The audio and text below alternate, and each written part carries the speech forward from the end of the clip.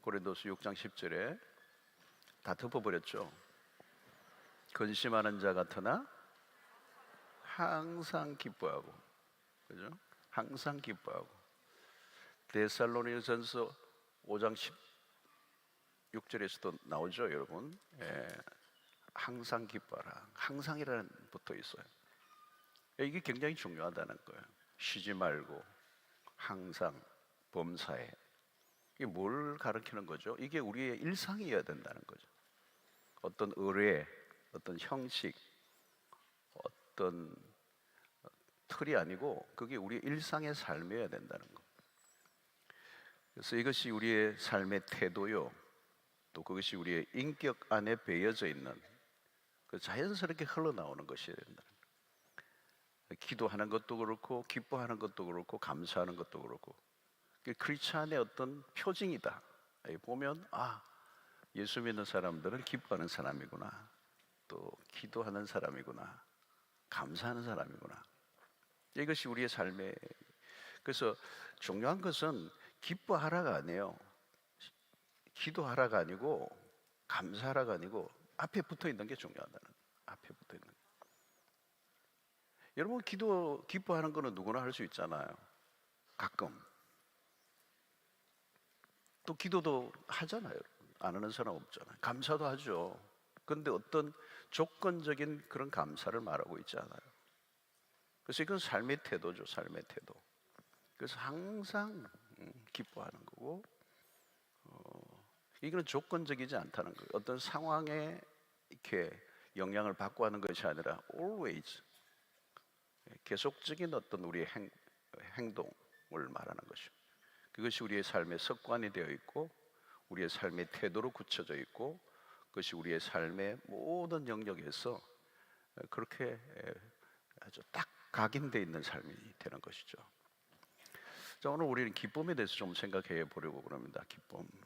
이 기쁨은 신자의 본질이라는 거예요. 기쁨은 신자의 본질이다. 그러니까 신자는 기뻐해야 된다는 거예요. 신앙생활을 하는데 어둡다, 그게 아니라는 거예요. 여러분, 하나님의 영광을 생각할 때 여러분 어때요? 복음을 생각할 때 어때요? 그게 어둠이 있나요? 어둡고 우울해 보여요? 찝찝해 보여요? 그렇지 않죠, 그죠? 굉장히 찬란하잖아요. 밝잖아요. 브라이트하다. 복음이 어둡지 않아요, 여러분. 신앙은 어둡지 않다는 거죠. 그래서 우리 즐거움, 기쁨이 넘쳐 흐르는 것이죠. 그래서 하나님의 나라는 의와 평강과 희락이라. 그렇죠? 의와 평강과 희락이라. 하나님의 나라 안에는 그런 희락, 기쁨이 있다는 것.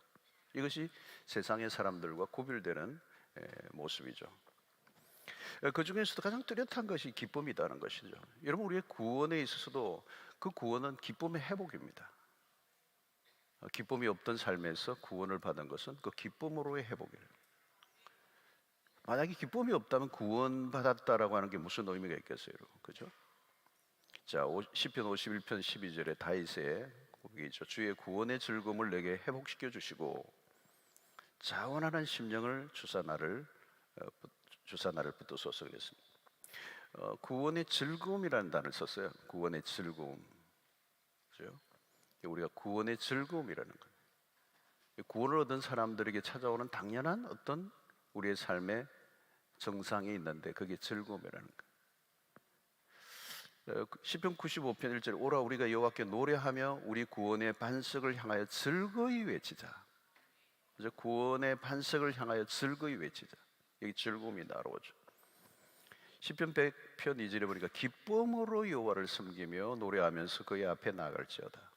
하나님 앞에 나아갈 때 우리의 모습이 뭐예요? 기쁨으로 나아갈 거라는 거예요. 오늘도 여러분들이 막 교회 올 때 기쁨으로 막 나올 때 하나님이 딱 보시면서 얼마나 좋아하겠어요. 계단을 올릴 때도 룰루랄라 막 이래서 올라오는 게 얼마나 멋있겠어요. 네. 자, 여러분, 이 기쁨은 하나님의 본성이라는 겁니다. 하나님이 기쁨에 충만하신 분이다. 예수님이 세례를 받고 올라오실 때 하늘에서 음성이 들렸습니다. 마태복음 3장 17절 보니까 하늘로부터 소리가 있어 말씀하시되 이는 내 사랑하는 아들이요 내 기뻐하는 자라. 하나님이 기뻐한다는 거죠. 그 아들로 인하여 기뻐하는 거죠. 유명한 스바냐 3장 17절은 아주 그를 잘 표현하고 있죠. 너희 하나님 여호와가 너희 가운데 계시니 그는 구원을 베푸실 전능자이시니라. 그가 너로 말미암아 기쁨을 이기지 못하신다. 너를 잠잠히 사랑하시며 너로 말미암아 즐거이 부르며 기뻐하시리라. 이게 하나님이 기쁨을 표현하는 거예요. 하나님은 기쁨에 넘치는 분이라는 거죠. 그리고 하나님의 창조의 사역에도 기쁨이 있는 것입니다. 이 보시기에 좋았더라라고 하는 이것은 하나님의 경탄이 좋다면서 기쁨의 표현인 것입니다. 하나님은 기쁨으로 구원 사역을 이루어 가셨다. 그리고 하나님의 성품 안에 기쁨이 있는 것입니다. 그래서 하나님은 충만한 기쁨을 누리신다. 시편 16편 11절에 주께서 생명의 길을 내게 보이시리니 주의 앞에는 무엇이요? 충만한 기쁨이 있고 주의 오른쪽에는 영원한 즐거움이 있나이다. 와, 놀라운 것이죠, 여러분. 이게 하나님에게는 기쁨으로 둘러싸여 있는 거예요. 충만한 기쁨이에요. 이 충만이 완전하다는 뜻이잖아요, 그렇죠? 오른쪽에는 영원한 즐거움이 있다는 거예요. 그 즐거움은 어떻게 한도가 정해져 있지 않다는 거예요. 한도 초과 그것이 계속된다는 거예요. 여러분, 우리가 언제 하나님을 닮아 있을까요? 기쁨이 넘칠 때예요. 즐거워할 때예요. 그때 하나님을 닮아 있는 거예요.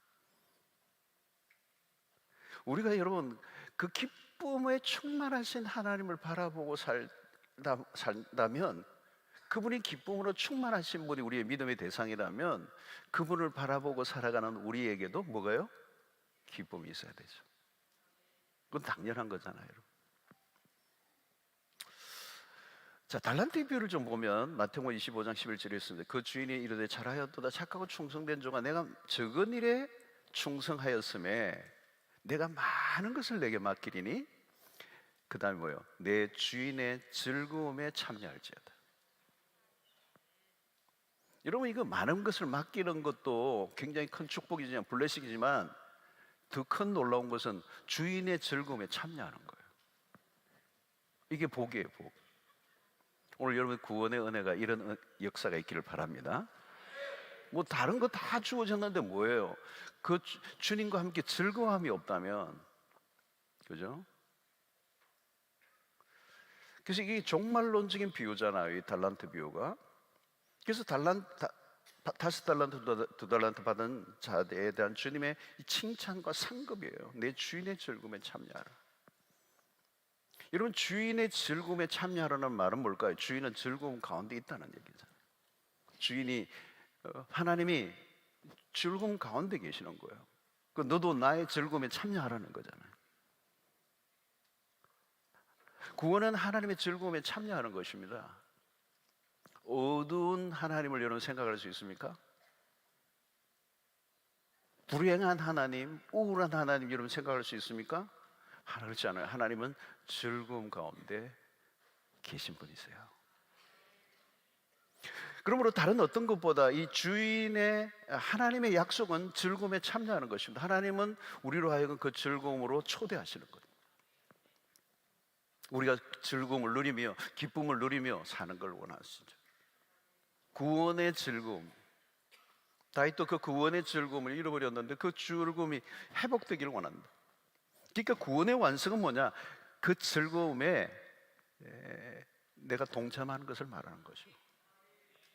자, 그러면 그 기쁨이 어디로부터 오는 거예요? 여러분, 요한복음 15장 11절에 보니까 예수님도 마찬가지예요. 내가 이것을 너에게 이르면 내 기쁨이 너희 안에 있어 너희 기쁨을 충만하게 하려 함이라. 내 기쁨이 너희 안에 있어.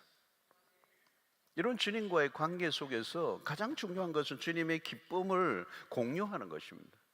내 기쁨이 너희 안에도 있기를 원하는데 너희 기쁨이 배가 돼서 충만하게 하려 합니다. 그냥 조금의 기쁨이 아니에요. 충만한 기쁨. 여러분, 예수 그리스도는 누구입니까? 우리로 하여금 잃어버린 기쁨을 다시 회복시켜 주시는 분이죠. 내 기쁨이 너희 안에 있기를 원한다. 여러분, 주님의 기쁨은 어떤 기쁨일까요? 주님의 기쁨은 한계치가 있지 않아요. 어느 지점에서 딱 멈추어버리는 기쁨이 아니에요. 여러분, 그렇다고 주님이 슬픔을 모르시는 분은 아닙니다. 나사로의 무덤 앞에서 우시기도 하셨어요. 그러나 우울함과는 거리가 멀어요. 주님은 기쁨과 슬픔의 이중주 속에 하모니를 만들어내시는 분이에요. 어느 한 것에 그냥 슬픔에 빠져서 거기에 그냥 굴복해버리는 게 아니라, 그 슬픔이 찾아왔지만 그 슬픔마저도 하나님께서 다루시는 분이시죠. 주님은 어느 한쪽에만 치우쳐 계시는, 그래서 우울해 하시는 분이 아니었어요. 그 감정의 소용돌이에 빠져 계신 분이 아니라는 거죠. 여러분, 세상의 사람들은 기쁨과 슬픔을 계속 반복하며 오가면요, 자칫하면 정신 분열 증세가 나타나요. 우리의 일상이 그렇잖아요. 우리의 삶이 너무 많은 일들이 일어나죠. 하루에도 다양한 일들이 일어나요. 우리를 정말 힘들게 하는 사건들이 많이 일어나잖아요. 견뎌내지를 못하는 거죠. 그래서 우리는 그런 어떤 감정의 소용돌이에서 극복하기 위해서 어떤 기쁨을 구하는데 잘못된 기쁨을 구할 때가 많아요. 여러분, 기쁨이라는 것은 뭘까요? 여러분, 감정적인 요소이지만 감정적인 요소로만 생각해서는 안 된다는 거예요. 기쁨은 어떤 들뜬 감정의 상태를 의미하지 않습니다. 성경적인 기쁨은요, 굉장히 깊은 것입니다. 우리의 마음의 깊숙한 곳에서 일어나는 거라는 거예요. 굉장히 가벼운, 얄팍한, 얕은 그런 기쁨이 아니라는 거예요. 여러분, 하나님으로부터 오는 기쁨은 단순히 감정적인 요소만을 다루지 않습니다. 우리의 내면에, 우리의 마음의 좌소의 가장 깊은 곳으로부터 터져 나오는, 그래서 그것이 우리의 삶의 전 영역을 지배하는 강력한 기쁨을 말하는 것입니다. 단순한 어떤 오늘 현대사회에서 말하는 그런 어떤 감각적인 감정을 말하고 있지 않아요. 여러분, 우리가 타락함으로 인해서 우리의 감정도 굉장히 많이 망가져 있어요. 정상적으로 작동되지 않아요. 그러나 주님이 우리에게 주시는 기쁨과 세상에 주는 기쁨은 굉장히 본질적으로 차이가 있는 것입니다. 그래서 주님은 내 기쁨을 너희에게 주겠다는 거거든요. 여러분, 현대사의 위험한 것은 잘못된 기쁨을 구하는 것입니다. 거짓된 기쁨이 너무 많아요. 유사품이 너무 많아. 기쁨인 것 같은데 가까이 가보면 기쁨이 아니야. 즐거운 것 같은데 즐거운 게 아니야. 즐거운 것 같은데 돈도 썼는데 왠지 내 안에는 뭔가 채워지지 않는 갈증이 있는 거예요. 이게 유사품이라고 그래요, 여러분. 그래서 기쁨을 구하는데 사실은 기쁨이 아니에요. 대부분은 그걸 우리는 뭐라고 그래요? 쾌락이라고 그래요. 쾌락. 질 낮은 기쁨이라는 거죠. 거기도 기쁨이 있죠, 여러분. 여러분, 재미있는 것과 즐거운 것은 다른 거예요. 요즘 현대사는 재미를 추구하면서 그것을 즐거움이라고 하는데, 그것은 그 재미는 굉장히 펀한 거죠. 근데 그것은 굉장히 가볍게 내 감각을 스치고 지나갈 뿐이지, 돌아서면 다시 목이 마른. 그런 것들을 자꾸 반복해서 더 짧게 만족을 주니까 그것을 자꾸 반복적으로 더 빠르게 얻고자 하니까 어떻게 돼요, 여러분? 그게 다 대부분은 마약 성분이 있는 것과 같은 그런 중독으로 가는 거잖아요. 왜 갈증이 심해지죠? 그렇게 돈을 들이고 그렇게 신나게 지냈는데 왜 이렇게 갈증이 오느냐는 거죠. 여러분, 세상에는 우리를 속이는 게 너무 많아요. 여기 뭘까요? 쉽게 기쁨을 구하려고 하는 태도입니다. 얄팍한 것에서 즐거움을 찾으려고 하는 거. 오늘 우리의 문화가 완전히 거기에 도배를 해놨어. 여러분, 사람들이 왜 술을 많이 마십니까? 어디를 가나 술이죠, 여러분. 안 믿는 사람은 나 술이에요, 술. 그냥 요즘 얼마나 많이 마시네, 우리나라가. 양주도 세계 수입 거의 탑이에요, 탑. 하여튼 우리는 1등 많이 해요. 양주 수입도 이거 엄청난 거, 엄청. 드라마니 이게 TV에서 내 술 마시는. 왜 술을 마시죠? 빠르게 즐거움을 주니까. 그죠?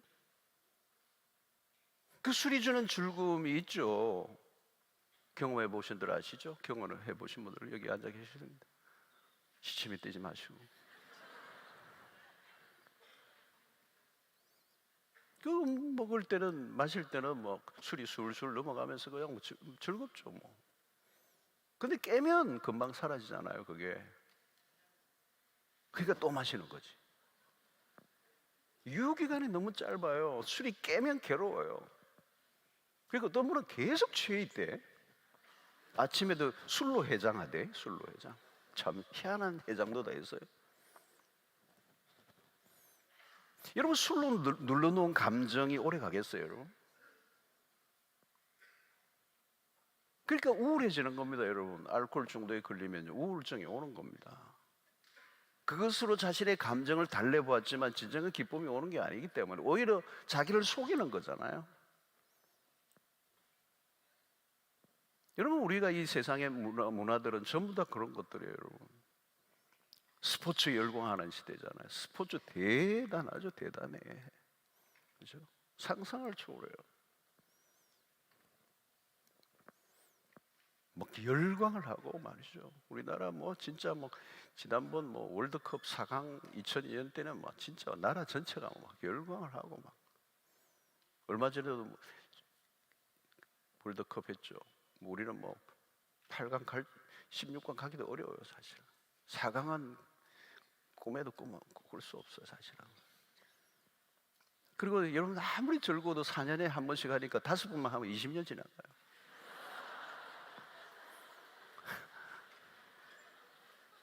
그래서 어떤 사람은 3년마다 하자고 지금 주장한대요. 인생에 재미가 없는 거예요. 그러니까 3년, 2년 하자는 거죠. 빨리빨리 좀 하자는 거예요. 이게 뭐 사직 야구장에 가서 비닐 뒤집어 쓰고 막 그냥 고함을 지르고 잠깐이에요. 나올 때는 막 목만 아프고. 여러분, 상업주의는 돈으로 기쁨을 팔죠. 그래서 유흥을 팔고 쾌락을 팔고 환락을 팔고.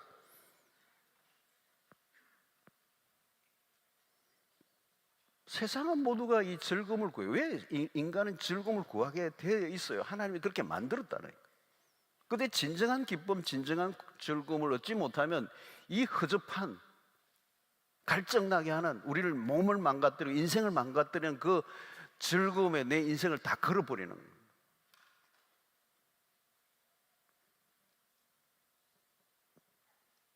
호모 루덴스라는 말이 있죠. 호모 루덴스. 놀이하는 인간, 놀이하는 인간. 그 놀이를 만들었어요. 막 공안에. 축구도 가만보면 재밌어. 11명씩 해가지고 이렇게 하나 만들어 놓고 막 죽으라고 서로 넣으려고 하는데 그 룰도 만들어 놓고 이런 거 보면 참 처음에 누가 만들어 놨는지, 공을 어떻게 만들었는지, 야구 룰이라 이런 걸 만드는 거 보면 대단하죠. 왜 이렇게 놀이기구를 만들고 게임을 개발하는 것입니까? 즐거움을 추구하니까. 그 즐거움을 사람들이 있는 곳에 모여들고 그것을 장사하고 돈을 벌고. 문제는 뭐냐면 쉽게 얻은 기쁨은 쉽게 사라져버린다는 거예요. 이 공식이에요. 세상에는 값싼 기쁨으로 널려 있습니다. 사람들은 거기에 목을 매요. 값싼 기쁨이지만 거기에 돈을 들이고 추구하는 이유는 다른 대체물을 찾지 못했기 때문에. 여러분, 감정적으로 기쁨만을 추구하면 후유증이 있습니다. 기쁨과 우울함이 곧 교차되는 거예요. 기쁨을 추구하면 추구할수록 우울해진다는 거예요. 행복을 추구하면 추구할수록 더 우울해져. 왜? 잡힐 듯 잡히지 않으니까. 그래서 업앤다운. 그냥 내게 뒤집기가 일어나는 거죠. 늘 여러분, 성경은 감정을 무시하지 않습니다. 신앙은 감정적 요소가 있습니다. 오늘도 여러분, 우리 함께 기뻐해 막 일동안 같이 찬양하고, 이 우리 안에 감정의 표현들이잖아요. 찬양이 감정의 표현들이잖아요. 기쁨이나 만족은 감정적 요소를 다루는 것입니다. 그러나 감정이 지나치게 강조되면 감정에 매몰될 수가 있는 거예요. 감정이 너무 앞서가면 그 감정을 컨트롤하기가 어려워지는 것이죠. 그 위험한 요소가 있는 것입니다. 그 감정은 하나님의 말씀 안에서, 성령 안에서 다뤄져야 되는 거예요. 제가 호주에서 목회할 때 한 500명 정도까지 있을 때는 한 가족처럼 해서 막 수양회 가면 너무 마지막 날 한 며칠 하고 나면 막 완전 천국이에요. 그래서 너무 좋아가지고 마지막에는 다 그냥 막 춤을 춰요. 한 500명이 막 그 수련 컨퍼런스 뭐 자연이 아름다운 곳에 가가지고 막 그러는데 우리 함께 기뻐해. 제가 그때 춤을 좀 췄는데 지금은 다 죽었어요. 이제 제가 SP도 있고 이렇게 춤을 추죠. 막 했어요. 너무 즐거워가지고 주 안에서 기뻐하니까 막 형제 자매가 너무 행복한 거예요. 근데 여러분 춤으로 안 끝나요. 마지막에 뭘로 하는 줄 아세요? 메디테이션, 묵상으로 끝내요. 마지막은 조용하게 묵상하고 침묵하면서 하나님의 임재 안에 들어가는 거예요. 감다운해요. 감다운. 감정이 막 들뜬 상태로 끝나면 안 돼요. 여러분 하나님으로부터 오는 기쁨은 달라요. 하나님이 주시는 기쁨은 다르다는 거예요. 세상에 주는 기쁨과 디프런트하다. 세상에 주는 그 기쁨은 너무 나이브하다, 너무 얄팍하단 말이죠. 그래서 금방 어떤 문제와 상황에 흔들려 버리면 사라져 버리고 마치 물이 그냥 엎질러 버리는 거지. 어떤 외부적 환경에 의해서, 어떤 사람에 의해서, 어떤 조건에 의해서 금방 그 기쁨이 사라져 버릴 수 있는 기쁨이 아니에요. 하나님 주시는 거예요. 하나님이 주시는 기쁨은 상황과 어떤 조건을 뛰어넘는, 넘게 만드는, 상황을 이겨내게 만드는, 버텨내게 만드는 힘을 제공해 줘요. 그분이 누구예요? 성령님이시라는 거예요. 그래서 빌립보서 4장 13절의 말씀이 그 말이에요. 내게 능력 주시는 자 안에서라는 말은 내가 지금 상황으로 보면 우울해질 수밖에 없지만 내게 힘을 주시는 분이 계속 나에게 힘을 공급해 주심으로 그 상황을 이기게 하시고 그 상황에 사로잡히지 않게 하시는 힘을 그분이 주신다는 거예요. 그래서 우리 주님을 보십시오. 이 히브리서 12장 2절 보면 믿음의 주요 또 온전하게 하시는 이인 예수를 바라보자. 그는 그 앞에 있는 기쁨을 위하여 십자가를 참으사 부끄러움을 개의치 아니하시더니 하나님 보좌 우편에 앉으셨느니라. 주님은 십자가를 참아내셨어요. 그 힘이 어디로부터 오는 것입니까? 그 앞에 있는 기쁨을 바라보면서. 지금 당하고 있는 어려움에만 몰두하지 말라는 거죠. 우리의 눈을 들어 다가올 기쁨을 바라보는. 그래서 믿음의 경주를 할 때마다 우리가 바라보아야 할 것은 그리스도가 우리의 롤 모델이신 것입니다. 십자가의 고통에서도 승리하신 그리스도. 그것이 바로 우리가 바라보아야 할 믿음의 대상인 것입니다. 자, 그러므로 여러분 하나님으로부터 오는 이 기쁨의 특징이 있는데 그게 뭐냐면 지속적이라는 것입니다. 지속적이라는 것. 그래서 오늘 이 본문의 말씀은 너무 귀한 말씀이에요. 오늘 6장 10절의 말씀, 고린도서 6장 10절. 근심하는 자 같으나, 그것은 다른 사람들이 볼 때 저 사람들은 정말 근심해야 돼. 지금 우울해야 돼. 저 사람들 정말 지금 큰일 났어. 그런데 아닌 거예요. 기뻐하는 거죠. 반전이에요, 반전. 세상의 사람들의 조건과 환경으로 본다면 근심해야 돼요. 그런데 아닌 거죠. 항상 기뻐한다는 거예요. 여러분, 여기 항상이 중요해요. 상황은 슬픔에 포위당한 것 같은데 그 기쁨이 그 상황을 뚫고 나오는 거예요. 왜? 그 기쁨이 너무 크니까. 상황에 따라 오락가락하지 않는다는 거죠. 그래서 이걸 뭐라고 해요? 초월적 기쁨이라는 거예요. 여러분, 이것은 세상 사람들이 알 수 없는 기쁨입니다. 진짜 기쁨은 항상이에요. 항상. 마치 강이 넘쳐 흐르고 있는 것 같은, 넘쳐 흐르고 있는 것 같은 이 찬송가 주제를 보세요. 흘러 넘치게 하라. 깊은 강은 마르지 않아요. 슬픔 가운데서 기쁨이 유지되어야. 여러분, 슬픈 건 슬픈 거예요. 그런데 그 슬픔 속에서도 이 기쁨은 바닥이 나 있지 않아. 기쁨은 계속 유지되고 있다는 거예요. 그 기쁨이 너무 크기 때문에 슬픔마저도 억누르게 된다는 거죠. 이것이 어떻게 가능한가? 바로 하나님으로부터 온 기쁨의 특징입니다. 성령께서 주시는. 그래서 여러분, 이것을 우리는 희락은 성령의 9가지 열매 중에 하나예요. 성령으로 맺어진 열매라는 거예요. 그러면 여러분, 하나님으로부터 온 이 기쁨이란 구체적으로 좀 우리가 생각하면 첫 번째는 하나님의 주권을 믿는 사람들이라는 거예요.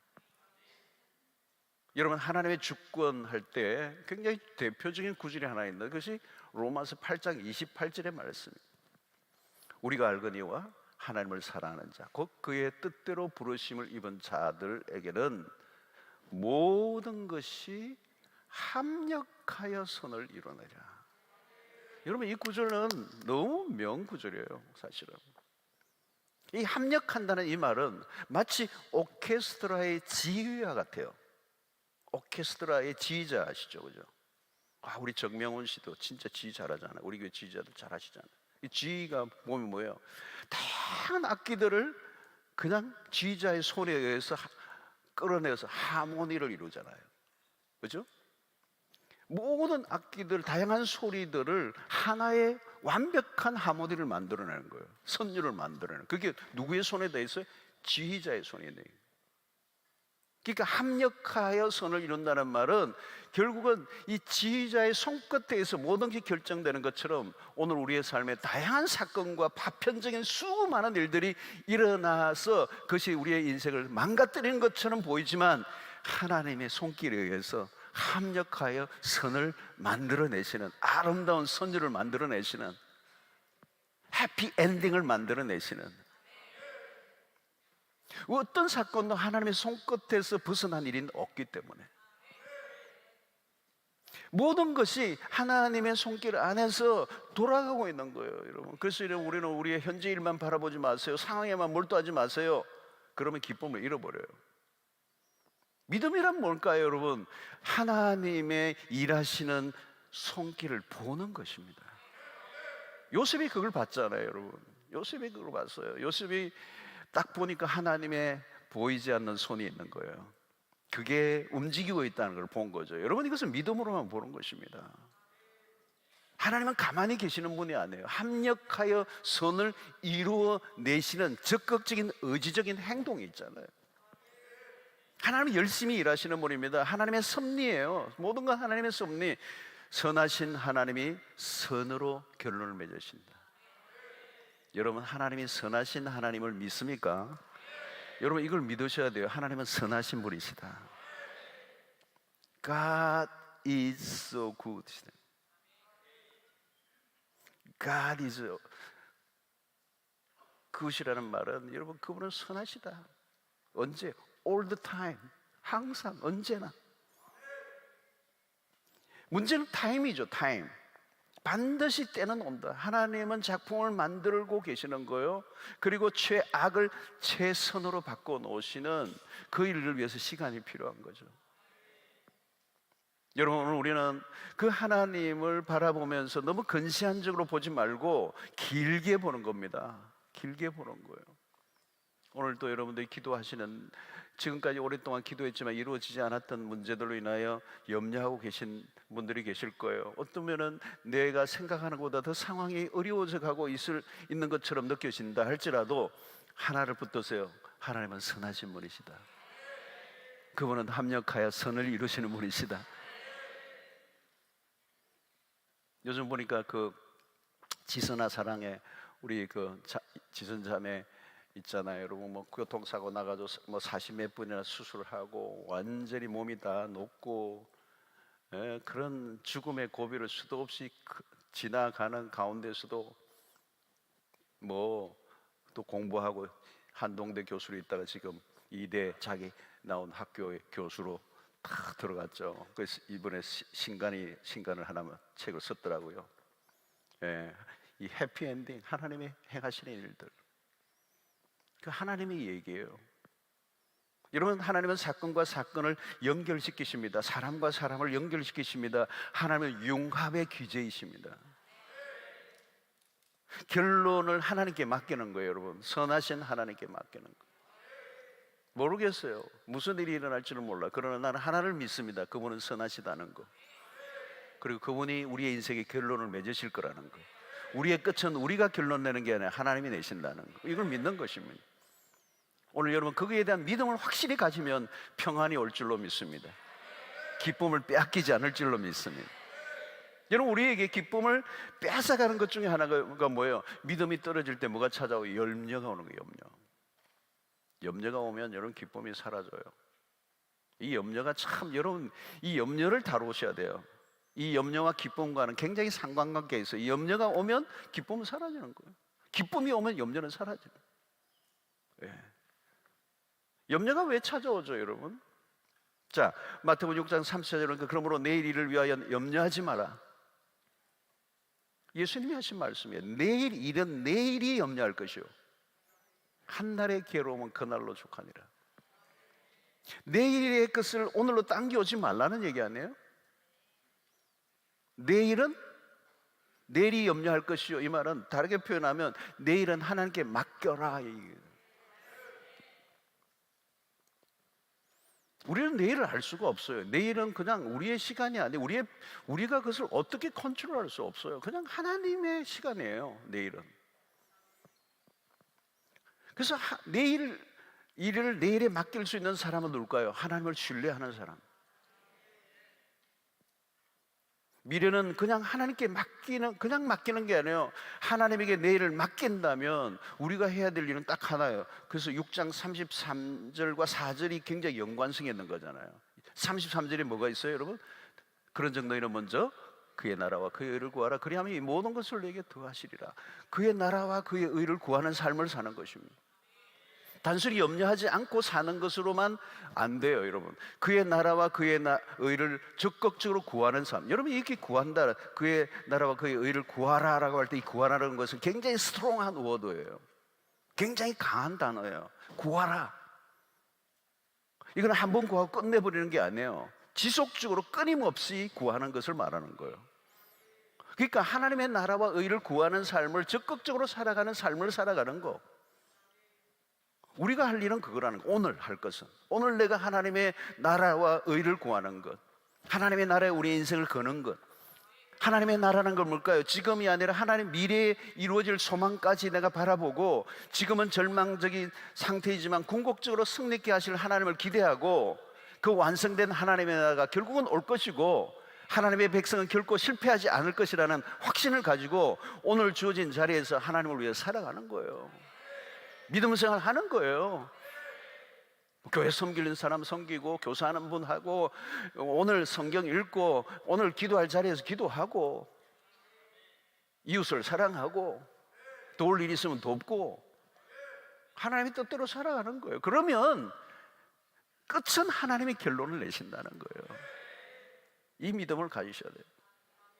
그래서 야고보 5장 11절에 욥에 대한 얘기를 하죠.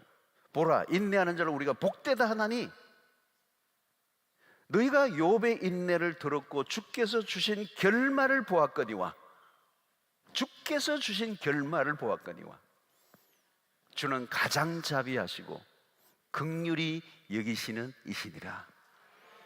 여러분, 결론을 주께서 지고 있다는 거예요. 욥의 인생의 결론을 하나님이 지고 계셨잖아요. 별짓을 마귀가 다 해도 하나님의 손 안에 있는 거예요. 욥의 그 모든 인생을 하나님이 승리하도록 결정해 놓으신 거예요. 그러면 끝난 거 아닙니까, 여러분? 이미 이긴 게임을 재방송 보면 느긋하잖아요. 그죠?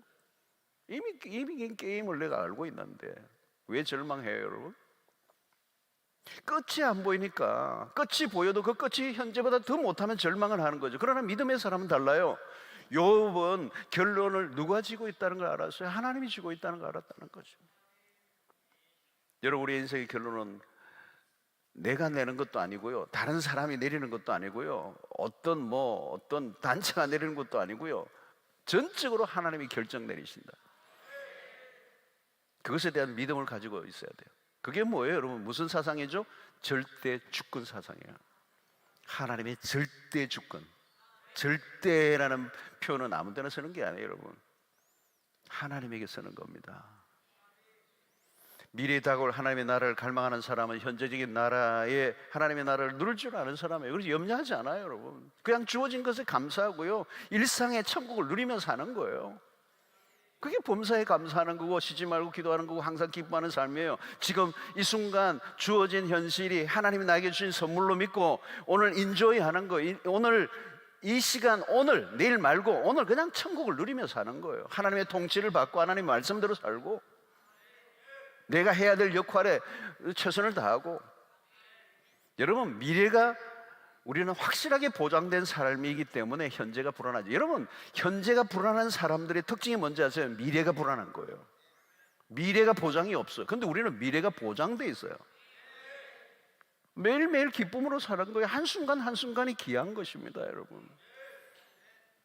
그래서 우리는 하나님을 그 의지함으로 그 안에서 기쁨이 나오는 거예요. 시편 28편 7절에 여호와는 나의 힘과 나의 방패이시니 내 마음이 그를 의지하여 도움을 얻었도다. 그러므로 내 마음이 크게 기뻐하며 내 노래로 그를 찬송하리로다. 여러분, 시인의 마음이 지금 하나님 시인의 그 마음이 힘과 방패 되시는 하나님을 굳게 의지하는 거예요. 그때 그 마음이 하나님을 굳게 의지하니까 그 마음의 기쁨이 생기는데, 그건 누가 주시는 거예요?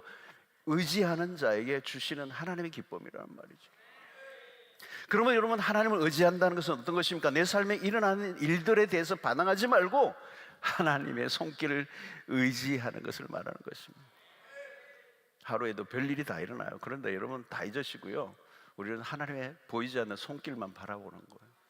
지금도 일하고 계시는 하나님, 그 하나님을 전적으로 신뢰하고 의지하는 사람, 날마다 순간적으로 찾아올 때는 내 안에 믿음이 떨어졌다는 것이고, 그 믿음을 통해서 다시 회복될 때 염려는 사라지고 우리 안에 기쁨이 넘치게 될 줄로 믿습니다. 여러분, 기쁨을 빼앗아가는 요인 중에 하나가 있는데요, 그것은 죄라는 겁니다. 죄는 기쁨을 빼앗아가는 요인이에요. 여러분, 우울과 슬픔과 절망이 찾아온 이유는 죄 때문입니다. 세상이 어두워진 이유도 뭘까요? 죄 때문입니다. 죄는 우리의 마음 안에 어두움이 지배하게 만듭니다. 여러분, 세상을 뒤덮고 있는 것은 기쁨과 정반대죠. 그 말은 이 세상이 죄로 가득해 있다는 말이에요. 죄로 가득한 이 세상은 어두움이 덮고 있고 우울함과 절망과 탄식이 가득한 세상이에요.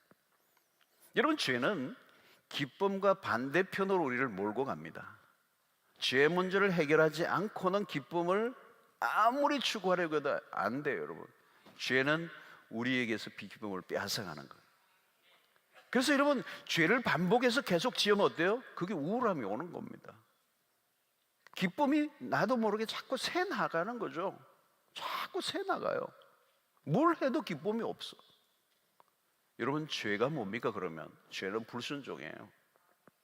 말씀에 대한 불순종. 기쁨을 앗아가는 요인이 결국은 불순종입니다.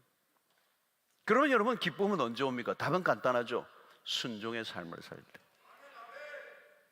여러분, 순종과 기쁨은 뗄래야 뗄 수 없습니다. 말씀에 순종을 하는 가운데 우리에게 찾아오는 기쁨은 그 누구도 빼앗아갈 수가 없어요. 불순종의 삶을 살면서 기쁨을 누리는 거 불가능합니다. 그냥 기쁨만 찾으면 좀 실패해요. 세상을 뒤집고 있는 것은 애통과 우울과 절망입니다. 왜 그래요? 세상은 불순종의 아들들로 가득하기 때문에. 여러분, 세상을 뒤덮고 있는 건 뭘까요? 하나님에 대한 불순종입니다. 하나님에 대한 저항, 거역. 순종의 삶을 살면 일상이 기쁨이에요. 순종 중에 순종은 기뻐하는 삶입니다. 여러분, 여기 중요한 것은 순종함으로 인하여 기쁨이 오기도 하지만 기뻐하는 것 자체가 순종이에요. 우울해하는 것은 불순종이에요. 여러분, 기독교는 우울한 종교가 아닙니다. 기독교의 이 희락주의, 기쁨은 순종의 부산물이 아니라 순종 그 자체라고 하는 거예요.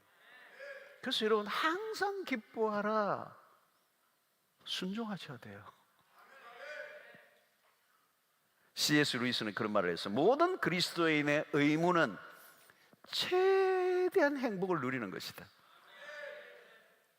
여러분, 우리 자녀들이요, 어린 자녀들이 막 두 명, 세 명 같이 막 행복하게 그냥 지내는 거 보면 부모가 기쁘죠. 얘들 그냥 배 아파 죽겠네 이런 부모는 없어요. 은근히 막 그냥 괴롭히고 말이죠. 한 번씩 때리고 막 이러지 않아요. 그 부모의 품 안에서 마음껏 누리고 있는 행복해하는 모습을 볼 때 부모는 너무 기쁜 거예요. 그죠? 그래서 C.S. 루이스가 그런 얘기예요. 그리스도인의 의무는 최대한 행복을 누리는 거라는 거예요. 기뻐할 일이 없어도 기뻐하라는 거예요. 그게 항상 기뻐하라는 거예요. 이것은 삶의 태도를 말하는 거예요. 왜? 우리의 삶에 모든 주어진 것은 하나님의 선물로 보라는 거예요.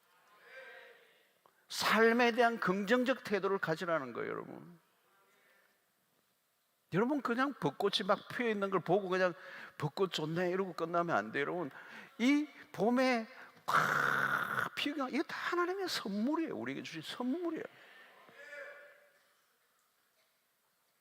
그냥 보지 말고 선물, 하나님의 선물로 내 이 봄에 약간 뒤숭숭해가지고 내 마음이 우울해질까봐 확 팝콘처럼 터뜨려 버리시고, 그래서 막 날리면서 내 마음도 싱숭생숭 막 하게 만드는. 여러분, 봄이라는 계절이 하나님의 선물이에요. 계절도 여러분 선물로 받아들이세요. 기프트라고. 그래서 봄이 왔으니까 봄에 인조이 하시라고. 하나님이 나에게 이 봄이라는 선물 주셔서 새롭게 시작하게 하시고 막 모든 것이 꿈틀거리고 살아나게 하시고, 어제 내린 비도 선물이에요. 선물. 그래서 여러분 좀 갈면 비가 내린다 하지 않고 비를 주신다 이렇게 표현해요.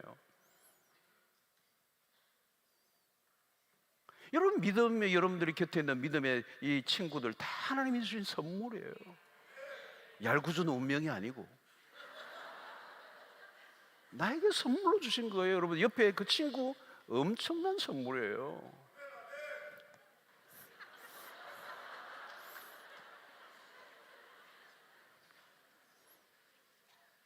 여러분, 다 선물이에요. 선물.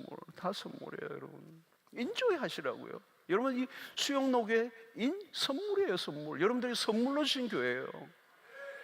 하나님이 우리에게 최고의 선물 주신 거예요. 교회. 이렇게 좋은 교회. 이런 좋은 게 오면서도 인상 쓰고 나오는 분은 이상한 분이지. 이런 교회가 있어? 이러고 오시는 분이 계세요?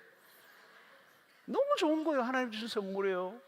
저는 오일로 목사님 일주일 보내면서도 한 분의 생애를 완전히 고스란히 녹여내신 이 교회, 정말 순수하고 정말 귀한 목사님이 만드는 그 헌신하셨던 그 눈물의 그 기도가 세워져서 참 평안으로 부산의 이 어려운 도시에서 이 메가 처치로 자라게 하는 이 어마어마한 일에 기여하신 목사님이신데, 여러분, 그런 목사님 100년에 한 번 만나기도 힘든데 여러분들 만나셨잖아요. 이게 얼마나 큰 복이에요.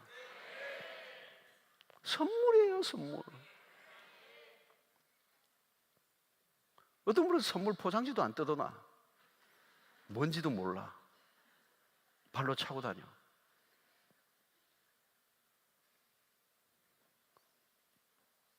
여러분, 이런 철야도요 선물로 주신 거예요.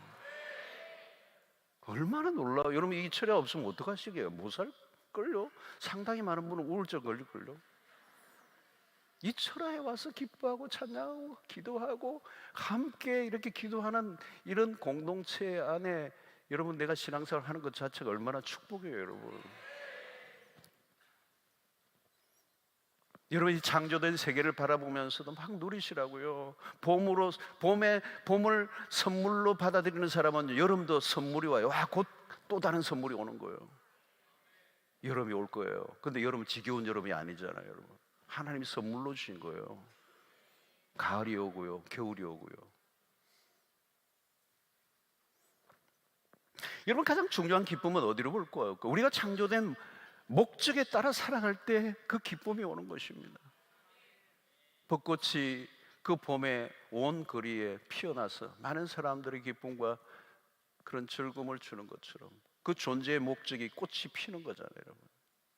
벚꽃은 1년에 한 번 팍 피어남으로 자기의 존재를 드러내는 거잖아요. 물론 가을에도 단풍이 피게 하고. 여러분, 하나님이 왜 나를 만드셨는가? 왜 나를 구원하셨는가? 그 목적을 알고 그 목적에 맞게 살아갈 때 기쁨이 있는 거예요.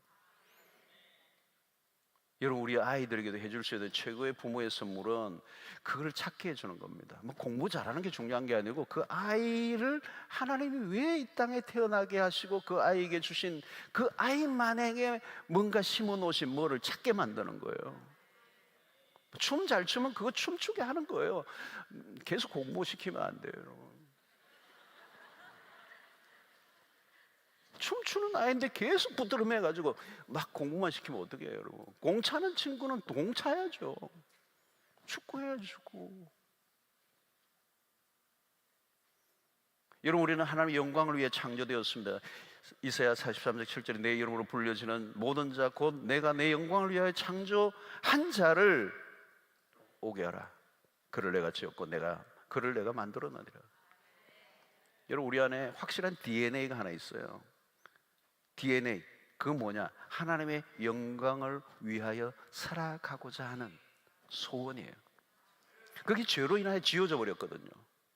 그러나 우리가 복음을 만나니까 은혜로 인하여 다시 그게 살아났어요, DNA가. 그래서 우리 안에 거룩한 소원이 생긴 거예요. 하나님이 나를 만드신 목적과 이유를 깨달게 되는 거예요. 그래서 시편 37편 4절에 보니까 또 여호와를 기뻐하라. 그가 내 마음의 소원을 내게 이루어 주시리로다 그랬어요. 우리 안에 하나님을 향한 선한 소원이 일어날 뿐만 아니라 그 소원을 이루어 주신다. 그 소원을 하나님이 우리에게 심어 주시고 우리 안에 소원을 두고 행하게 하시는 하나님. 여러분, 그래서 믿음을 가지면 현실의 삶에 굉장히 적극적이게 돼요. 나를 부르신 목적을 따라 살아갈 때 기쁨이 오기 때문에. 여러분, 그런 일들을 하다 보면요 막 나도 모르게 빠져들어가요. 왜? 하나님이 내 안에 DNA를 심어 놓은 거거든요. 그 일을 위해서 나를 부르셨고 구원하셨고 창조하셨기 때문에, 그 일을 통하여 하나님께 영광을 돌리도록 만드셨기 때문에, 그래서 그 일을 위해서 나에게 은사를 주시고 각종 재능을 주셨기 때문에 그 일을 하다 보면 너무 신나는 거예요. 즐거운 거예요. 행복한 거예요. 그래서 미치는 거죠. 미치는 거예요. 여러분, 아무나 미치는 게 아니에요. 미쳐지는 게 그게 쉬운 게 아니에요, 여러분. 아무리 미쳐도 멀쩡한 정신 안 미쳐져요, 여러분. 근데 여러분, 그 하나님이 내 안에 심겨 놓으신 그 거룩한 목적을 깨닫는 순간에, 그리고 그 일을 내가 하다 보니까 기쁨이 오는 거예요. 잘 되는 거예요. 나도 모르게 빠져들어가는 거예요, 여러분. 하나님을 위해 살아갈 때 기쁨이 넘치는 거예요, 여러분. 우리를 향하신 목적이에요. 너무 거창하게 생각하지 마세요. 대단한 것 하지 않아도 돼요. 하나님이 나를 부르신 목적을 찾으면 되는 것입니다. 나에게 각자에 주신 달란트가 있다는 거예요, 여러분. 여러분, 5달란트든지 2달란트든지 1달란트든지 상관없어요. 내가 작냐 크냐 상관이 없다니까요. 나에게 주어진 것대로 하기만 하면 된다는 거예요. 그러면 하나님은 똑같이 상을 주신다는 거잖아요. 10개를 구하는 게 아니에요, 여러분. 받은 대로 하면 되는 거예요. 하나님이 주신 것들. 그래서 여러분, 우리에게 중요한 것은 발견의 은혜예요. 발견의 은혜. 하나님이 주신 것을 발견할 때 유레카예요, 유레카. 기쁨이 있는 거죠. 그런데 그것을 언제 발견합니까? 공동체 안에서 사역하다 보면, 믿음으로 살아갈 때, 기꺼이 동참하고 살아갈 때 우리 안에 주시는 어떤 발견하는 것들이 있다는 거예요. 코로나19를 지나면서 여러분, 우리 소극적으로 변한 성도들이 굉장히 많이 있어요. 꽤 많이 있어요, 여러분. 여러분, 그럴 시간이 없어요, 여러분. 하고 싶어도 할 수 없는 날이 와요. 적극적으로 우리의 삶에 주신 부르심에 반응하는 삶을 살 때, 우리에게 주신 그 소원에 반응하고 살아가게 될 때 하나님께서 우리 안에 기쁨을 주시는 것입니다. 그래서 그들의 특징은 항상 기뻐하는 삶입니다. 그들의 얼굴에서 우울함을 찾아내기 힘들어요, 여러분. 항상 미소가 있다는 거예요. 슬픔 가운데서도 슬픔에 사로잡히지 않는, 그들 안에 있는 기쁨에 둘러싸여 있는 슬픔. 그들은 어려움 속에서도 어떻게 그런 기쁨을 표현할 수 있었는가? 그 믿음의 선조들을 통해서 우리가 보는 것은 비밀이죠. 우리를 기쁘게 하는 것은 바로 모두 하나님으로부터 온 것이라는 사실을 우리가 알게 되는 것입니다. 여러분, 오늘도 우리가 찬양을 했어요. 그죠? 말씀을 전하기도 찬양하고 또 그 전에도 한 30분 찬양하고, 참 우리는 유독 이 찬양을 좋아해요. 그죠? 찬양하고 노래하는 거예요. 그래서 존 파이프 목사님이 그런 말을 해요. 찬양은 기쁨의 표현이라는 겁니다. 찬양하는데 여러분 우울의 표현은 아니죠. 그죠? 기쁨의 표현이에요. 찬양이. 슬픈 찬양 없어요. 찬양은 기쁨의 표현만이 아니고 기쁨의 완성이라는 거예요. 그래서 예배를 드리고 나니 기쁨이 넘치는 게 아니라 기뻐하는 것 자체가 예배예요. 기뻐하는 것 자체가 찬양이다. 우리가 기뻐하는 것 자체를 하나님이 기뻐하신다. 여러분, 기뻐하는 게 힘입니다. 느헤미야 8장 10절의 말씀이죠. 이날은 주의 성일이니 근심하지 마라. 여호와로 인하여 기뻐하는 것이 너희의 힘이니라. 그래서 힘이니라. 기뻐하는 거예요. 여러분, 기쁨의 삶은 활력을 주는 겁니다. 열정이 넘치게 합니다. 삶에 적극성을 띠게 합니다. 기뻐하는 사람을 아무도 이길 수가 없습니다. 무엇이든지 두각을 내는 사람을 보십시오. 기뻐하는 사람이에요. 여러분, 비관적인 사람, 아주 패시브한 사람, 시니컬한 사람들, 냉소적인 사람들, 여러분 거기에서는 무슨 역사가 일어나지 않아요. 아무 일도 일어나지 않아요. 날 딴지를 거는 사람, 비트는 사람들, 여러분 그렇지 않아요. 하나님의 기뻐하는 넘치는 사람들은 그런 사람, 적극적인 삶의 태도를 가지고 있어요. 일을 그냥 적극적으로 지치지 않는 거예요. 다른 사람들에게 활력을 일으키는 거예요. 여러분들 가운데 좀 어두운 우울한 리더가 있으면 안 돼요. 여러분, 리더가 막 우울해가지고 늘 막 울고 있고 말이죠. 그 팀원들이 막 격려하고 이러면 안 되는 거예요. 담임 목사가 내 우울해가 있으면 막 부목사님이 와서 목사님 좀 힘내시고 이러면 목회가 되겠어요, 여러분? 집에서도 마찬가지예요, 여러분. 부모님들이 기뻐하면 아이들이 쫙 기쁨이 전염되죠. 그죠? 여러분, 오늘 우리 사회가 우울한 사회예요. 우울한 사회. 너무 우울해요. 우울한 사회예요. 근데 여러분, 우울이요 전염이 돼요. 전염. 한 가정에 우울증 환자가 있으면요 다 감염이 돼요. 한 번만 받는 게 아니라 다 치료받아야 돼요. 무서워요. 이 우울의 감정이 꽉 전염을 다 시켜버려. 가족 전체로. 가족만 되는 거 아니에요. 그 가족이 식당에 가면요 식당 전체를 우울하게 만들어버려요. 우울한 분이 한 몇 명 오면 막 식당이 전체가 우울해져 가지고. 지금도 여러분 이 옆에 우울한 분이 앉아 계시면 지금 그 주변이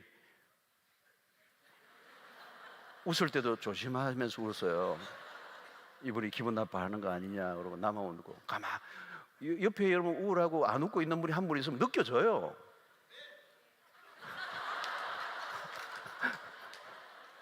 왜 또 아멘이에요 거기서?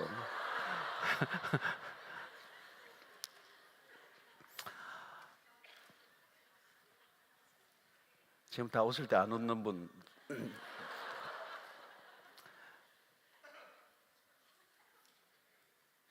여러분 얼굴이 중요해요. 여러분, 기쁨은 표현되는 거잖아요, 여러분. 그죠? 모두가 다 절망할 때도 소망을 말하는 사람이 필요해요. 요즘은 활력을 일으키고 분위기를 막 일으키고 웃고 있고, 막 좀 힘든 사람이 있으면 가까이 가가지고 막 그 깎으러 안아주고, 그리고 늘 미소를 짓고. 그죠? 지금 상황 기뻐할 수 없는 상황이 우리의 현실이에요, 사실은. 근데 여러분 그 상황에만 내가 포로가 되면 너는 평생 우리는 기뻐할 수가 없어요. 근데 오늘 여러분 하나님이 항상 기뻐라는 말씀 뭐예요? 근심하는 자 같으나 항상 기뻐하는 자로다라고 하는 말은 뭘까요, 여러분? 우리는 환경의 포로가 아니라 환경을 지배하시는 하나님의 손 안에 있기 때문에, 환경은 너에게 기쁨을 주지 않는다. 그러나 나는 너에게 기쁨을 줄 수 있다고 말씀합니다. 상황은 우리에게 기쁨을 줄 수 없어요. 오늘 현대 사회를 보면 절망하고 우울해할 수밖에 없지만, 하나는 그 절망을 뚫고 우리에게 기쁨을 주시겠다는 거예요. 여러분, 기쁨을 추구하셔야 돼요. 하나님이 아닌 다른 것에 기쁨을 추구하지 말라는 거예요. 오늘 우리는 그리스도인이면서도 우리는 하나님이 아닌 다른 것들로 기쁨을 얻으려고, 우울함을 내가 제거하려고 인위적이고 인간적인 방식과 세속적인 문화의 방식으로 해결하려고 하는 거예요. 그러나 우리의 감정은 그렇게 간단하게 끝나지 않는다는 거예요. 만약에 우리가 하나님 안에서 참된 기쁨을 누리지 못한다면 어쩔 수 없이 우리는 이상한 것들의 유혹을 받게 될 수밖에 없다. 그러면 어떻게 돼요? 그것으로 빠지면 결국은 쾌락의 노예가 되는 거예요. 그리고 중독에 빠지는 겁니다. 오늘 현대 상업주의는 딱 덫을 놓고 기다리고 있어요. 내가 기쁨을 주겠다는 거예요. 여러분, 기억하십시오. 오늘 이 밤에 우리에게 진정한 기쁨을 주시는 분은 딱 한 분밖에 없어요. 하나님으로부터만 오는 거예요. 그러면 우리는 어떻게 해요? 하나님에게 적극적으로 나아가셔야 돼요. 그리고 그분의 말씀에 더욱더 적극적으로 순종하는 거예요. 그분을 더 의지하는 것입니다. 그리고 그분이 우리의 삶의 결론을 지고 있다는 사실을 믿고 전적으로 내어 맡기는 거예요. 무슨 일이 일어날지는 몰라요. 그러나 하나님이 선하시다는 걸 믿기 때문에 그분께 다 맡기는 거예요. 오늘도 여러분 다 맡기세요. 내가 안 되잖아요. 내 힘으로 안 되잖아요. 그럼 맡겨야죠. 별 수 없잖아요, 여러분. 안 되는데 무슨 재주로 끌어안고 있어요, 여러분. 그러면 근심만 더 하고요. 우울함만 찾아오고. 안 되는데 그러면 그건 하나님께 맡기는 거예요. 여러분, 이 그랜드 피아노 지금 들 수 있는 분 드세요. 못 들잖아요. 그럼 맡겨야지 그거예요, 여러분. 그리고 우리 안에 찾아오는 죄들, 그 죄는 뭐예요, 여러분? 하나님을 의식하지 않고 살아가는 삶의 방식이 죄예요. 하나님을 의식하면 죄를 지을 수 없어요. 하나님과의 관계를 깨뜨리는 게 죄예요. 그러면 기쁨이 사라져요. 기쁨의 근원이 내서 끊기는 거예요. 여러분, 하나님의 말씀에 순종하고 우리의 죄들을 끊임없이 차단해 나갈 때 우리는 그분을 더 신뢰하게 되고 그 선하신 하나님 안에서 주시는 기쁨을 우리는 구하며 살아가게 될 줄로 믿습니다. 그 하나님이 주시는 기쁨은요, 굉장히 퀄리티가 높아요. 굉장히 아주 꽉 찬 기쁨이죠. 그렇죠? 진짜 기쁨이에요. 참 기쁨이에요. 그 기쁨이 우리를 지배해야 돼요. 그때 우리의 삶이 퀄리티가 높아지겠죠. 우리가 하는 일들은 행복한 거예요, 여러분. 억지로 하는 게 없는 거예요. 여러분들이 부르신 하나님의 목적이 있어요. 하나님을 기쁘시게 하는 삶으로, 나를 구원하신 이유, 내가 이 땅에 태어나게 하신 이유, 나에게 주신 DNA, 하나님을 향한 거룩한 소원 붙잡고 오늘 최선을 다하는 거예요. 내일은 내일이 염려할 것이고 오늘 하나님의 나라로 의를 구하며 사는 거예요. 최선을 다해 사는 거예요. 그러면 하나님이 주신 우리의 기쁨이 우리의 삶을 하나님의 백성으로 최상의 삶을 살아갈 수 있도록 인도해 주실 줄로 믿습니다. 여러분, 기뻐하는 사람은 못 이겨요. 세상 어디 가나 여러분이 기쁨이 충만하면요, 그냥 다른 사람이 다 부러워해요. 돈 가진 사람이 부러운 게 아니에요. 기쁨이 넘치는 사람 부러워하게 돼요. 그 사람이 부유한 자죠. 그분이 행복한 거예요. 그리고 여러분들이 그런 기쁨 가운데 살아가신다면 우리의 삶을 통해서 하나님이 영광을 받으신다는 거예요. 우리가 가장 기뻐할 때 하나님은 가장 영광을 받았어요. 내가 너로 인하여 기뻐한다. 기뻐하는 너를 보면서 내가 기뻐한다. 그리고 여러분이 세상에 나가서 사람들이 왜 그렇게 기뻐하냐고 물으면 나의 하나님이 기쁨의 하나님이다. 그것을 증거하셔야 돼요. 그럼 나도 가면 그렇게 되냐? 이유를 물어야 합니다. 어쩌면 너 그렇게 얼굴이 어둡냐? 어디 가면 그렇게 되냐? 그렇게 물으면 안 돼요. 너 교회 20년 다녔는데도 그 얼굴이냐? 심각한 거예요, 여러분. 여러분, 이 얼굴이 전도지잖아요. 최고의 전도지잖아요. 뭐 칼라 프린트한 뭐 기가 막힌 전도지 들고 있는데 얼굴은 죽었어. 그럼 뭐예요? 그 인쇄물 아무 소용 없어요. 그 아무 소용 없다고 돈만 들이지. 얼굴이 전도지예요. 쫙 펴고 기쁨이 넘쳐, 환희에 차, 기쁨의 극치에 있는,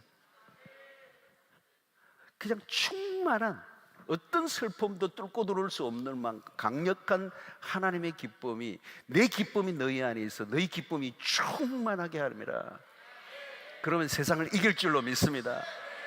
예, 세상은 힘들어요. 어려워요.